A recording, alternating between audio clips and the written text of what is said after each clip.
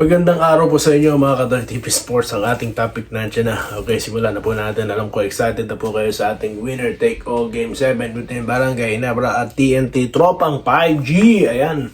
So marami na rin po akong beses nakaka-receive ng mga pangantsaw ng mga ewan ko kung pan ba yan ng mga TNT. Pero wala pong epekto kay Doy TV, no? Ganyan lang po talaga. Pero abangan nyo ang rest back ni Doy TV right after Game 7. Okay. It's a winner take all Game 7 mga boss. Mag-like na po kayo at subscribe sa mga hindi pa. Okay. Pa-like na lang ng video na ito. So yun na nga. Ang ating pong hinaasahan dyan, no, is a head-to-head matchup between the imports. Diba? It's a battle of matchup po. Okay. Dahil nakita naman po natin in 37 years saka nakita ng import na umi-score ng 50. Okay. Alright. So, anong inaasahan ni Doy TV dyan? Well, kailangan na pong i-close up ng Ginebra itong si McCullough. He can't take that, open jumpers because surely he will take those shots and he can make it. So, I think Ginebra will going to do adjustment, maybe magko-close up na kung sino man po dedepensa sa kanilang dalawa ni Justin Brownlee, no? At battle of the coaches, no? Nabanggit ko po ang adjustment. Napakaganda po ng adjustment ng dalawang ito. Alam naman po nating matagal na, no, itong magkasama ng dalawa na to, no, ng assistant dati ni Coach Tim Cone, itong si Coach Chat Reyes, at nagtulungan din sila through Gilas at nagkaharapan na po sila, di ba, sa finals ng maraming pagkakataon. Although Coach Tim Cone is the winningest coach, di ba? Pero alam ko mas marami si Coach Chat na awards as best coach, di ba? But anyway, ano po ba yung mga adjustment na mga napansin natin? Of course, nakita natin kung sino-sino pinapabantay kay RJ Barrientos para, hindi siya umiscore for him to pass the ball, di ba? Kaya nga po, sabi ko nga, the more attempts, the more chance of field goal, di ba? Parang lang yan, drop entries lang sa mga raffle draw, no? You have to take a lot of shots at hindi po yan ginawan po ng parang TNT para pigilan yan. Okay, let's see how Coach Tim Cone will do something or adjust something on that. No, I'm expecting him to play like Bronson kind of game kung kakayanin ni RJ. Let's see. Kasi nga sa interview nabanggit natin, no, na marami siyang mga bagay na he's supposed to do or he normally doing pero hindi po natin napanood yan. Di ba? Itong Game 6. So Game 7 is a last game na po. So he need to prove, di ba? Yung award na yan, mas matamis po ang trophy dahil hungry na rin po ang Ginebra since 2023 pa yung huling kampyonato na, di ba? Ang TNT sila ang defending actually, di ba? So we expect po then of course yung matchup of shooters, no? At ewan ko lang po, no, may napansin po ba kay Scottie Thompson, no? Kasi nga po he's playing different. Okay, I'm expecting him to come back strong. Okay, at dito naman po sa TNT I expecting maybe Optana to play, maybe kasi questionable po siya, pero si Pogoy, I'm expecting him to do his offense. What Ginebra will do or Coach Tim Cone will do, hahayaan niya ba ulit mag-low post itong si Pogoy? So we need, to find out by watching this game, guys, no? Kasi I'm sure Pogoy and ito po si Heading ang talagang magiging katuwang, di ba? Solid na katuwang ni McCullough, di ba? Yun ang ating napansin sa last game, sa Ginebra, Brown nilang talaga, di ba? May pagkakataong miscore si Heading, ginawa niya, at si Pogoy. Kaya nanalo sila sa Ginebra. Nag-50 na naman si Brownlee, pero yung locals hindi po natin naramdaman. But this Game 7, Ginebra knows, or sa conference na ito, ang ganda po ng kanilang assist. Bakit? Kasi nga with the proper spacing, di ba, execution of play, nagawa po nila yan. So we expect this Game 7, no, na-adjust na po nila, ilang araw silang pahinga, at they will, as I always predicting mga boss, they can take this Game 7, no? Okay, at yun, abangan natin right after the game yung ating magiging reaction sa mga anak ko. Meron po din nagsabi kay Toy TV na sila daw po babalik dito sa ating channel, no, after Game 7. Let's see, no? I will waiting for you because I will be on live, di ba?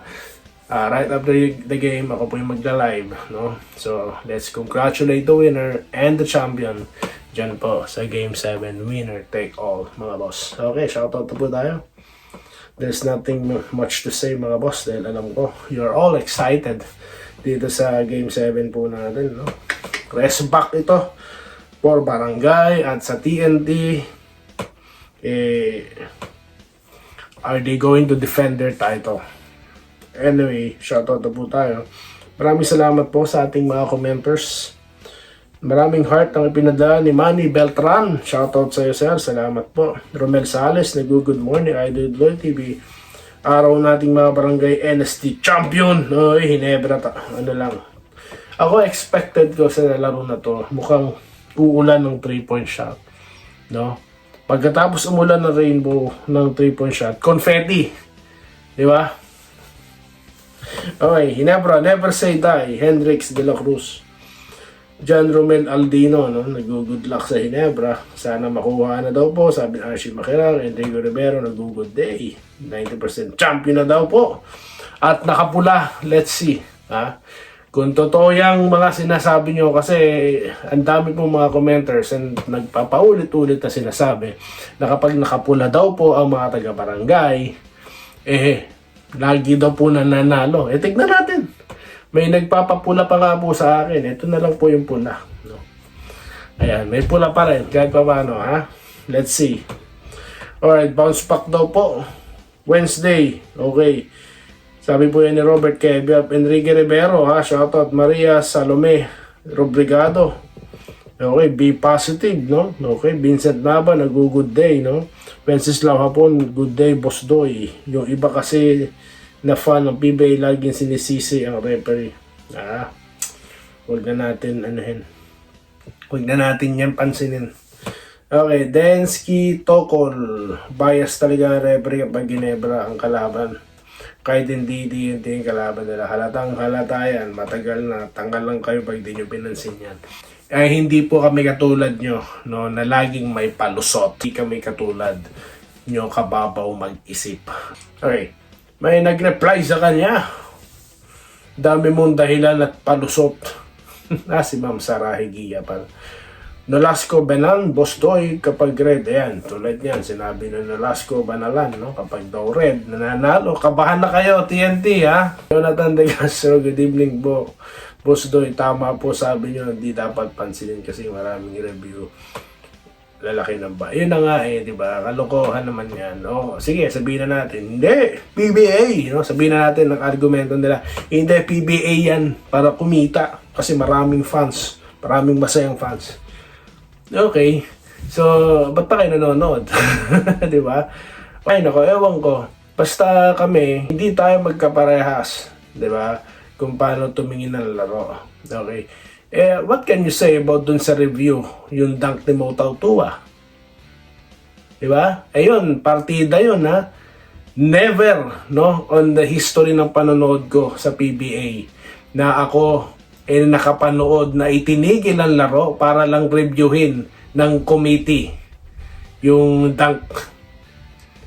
That's my first time. Live pa ako, no? Naka-live pa ako, kaya yung reaction ko unfiltered, di ba? Kasi na-shock talaga ako. Yun talaga ang malupit. Di ba?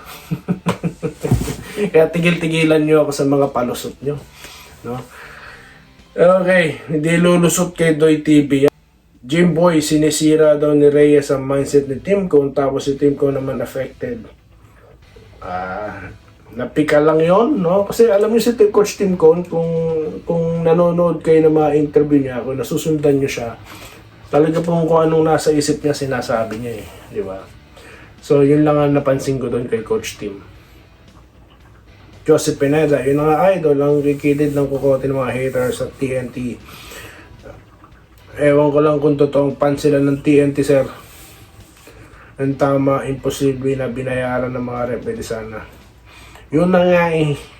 Diba kaya nga si Coach Yeng Giao, diba, naggagalaiti kay Boss Al Francis Chua dahil nga kinakausap, ini-intimidate ang referee. Kung may intimidation, I mean, kung ang referee minama ni obra ang laro, kailangan pa bang intimidate ni Al Francis Chua? Utot mo blue, kung sino man nag-comment yan, no? Yun ang sinasabi ko, mga batayan natin kung bakit hindi po totoo yung mga kung ano-anong teorya nila. Okay, so maraming salamat po sa inyo lahat, mabuhay po kayo, at see you right after the Game 7 celebration po. Okay, tayo po yung live niyan dito sa Doy TV Sports muli. Maraming salamat sa patuloy na panonood nyo, mga boss. Enjoy the game! Salamat po sa panonood. Subscribe na para sa mga susunod na basketball at boxing videos.